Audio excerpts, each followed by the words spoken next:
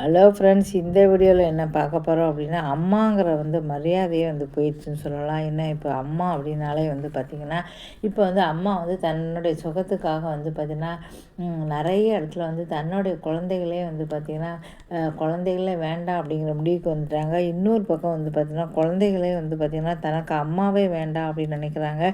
இப்போ உறவு முறைகளுடைய ரிலேஷன்ஷிப்பே எல்லாமே மாறி போச்சுன்னு சொல்லலாம். ஒருத்தருக்கு ஒருத்தர் பார்த்திங்கன்னா சுயநலமாக மாறி போயிடுறாங்க.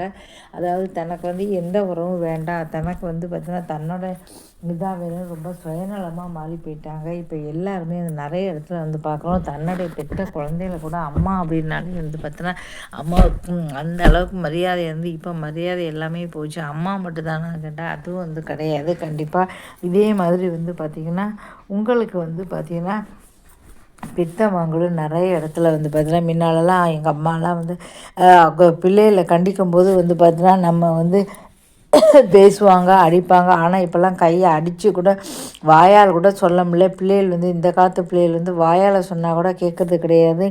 என்ன நீ எப்படி சொல்லலாம் அப்படின்னு வந்துடுது. நிறைய இடத்துல பார்த்தீங்கன்னா, பெத்த மகளே பார்த்திங்கன்னா, தன்னுடைய அம்மா மொபைல் பார்க்காதே அப்படின்னு சொன்னதுக்கு, என்னம்மா நீ மொபைல் பார்க்காதே சொல்லுவா சொல்லி அம்மாவே அடித்து நீ நீ வேண்டவே வேண்டாம் அப்படின்னு சொல்கிற நிலைக்கு போயிருக்கு. அது மட்டும் இல்லாமல் பார்த்திங்கன்னா, அம்மா பார்த்திங்கன்னா இன்னொரு இடத்துல படி சொன்னாங்க, டார்ச்சர் பண்ணுற அப்படி சொல்லிட்டு நீ வேண்டாம்னு சொல்லி அம்மாவை தள்ளி விட்டு அடிச்சிருக்காங்க. இப்படி அம்மாவையும் பிள்ளைகள் கொடுமைப்படுத்துறதும், அம்மா பிள்ளைகளை கொடுமைப்படுத்துறதும் இப்போ வாடிக்கையாக போச்சு. இப்படி தான் ஈரோடு மாவட்டத்து பக்கத்தில் பார்த்திங்கன்னா, அவங்க அம்மா பார்த்திங்கன்னா, இவர் இப்போ நேற்று பார்த்திங்கன்னா அடியன்னு அடித்து வச்சுருக்காரு. அடித்து கல்லை வச்சு அடித்து பார்த்திங்கன்னா காட்டில் தூக்கி போட்டார். அதுக்கப்புறம் எல்லாருமே தெரிஞ்சு அம்மாவை காணும்னு சொல்லி நாடகம் ஆடியிருக்காரு. அதுக்கப்புறம் தான் தெரிஞ்சதுக்கப்புறம் தான் பார்த்திங்கன்னா அம்மாவை தூக்கி போட்டார். இப்படி எல்லாருமே இதெல்லாம் பார்க்கும்போது நமக்கே அதிர்ச்சியாக இருக்குது. பெத்த அம்மாவை இப்படி யாராவது பண்ணுவாங்களா அப்படின்னா, காலம் பெத்த அம்மா அதே மாதிரி தன்னோட தகாத உறவுக்காக நிறைய இதுக்காக பார்த்தா தகாத உறவுக்காக நிறைய இடத்துல பார்த்திங்கன்னா தன்னுடைய மகன்களையும் பார்த்திங்கன்னா இந்த மாதிரி பண்ணுறாங்க. டெய்லியும் நம்ம பார்த்துக்கிட்டு இருக்கோம். பெத்த பிள்ளை அப்படிங்கிற இல்லாமல் பண்ணுறாங்க. இப்படி பார்த்தோன்னா நிலமை மாறி போகிறது நினைக்கும் நமக்கே மனசு கஷ்டமாக இருக்குது.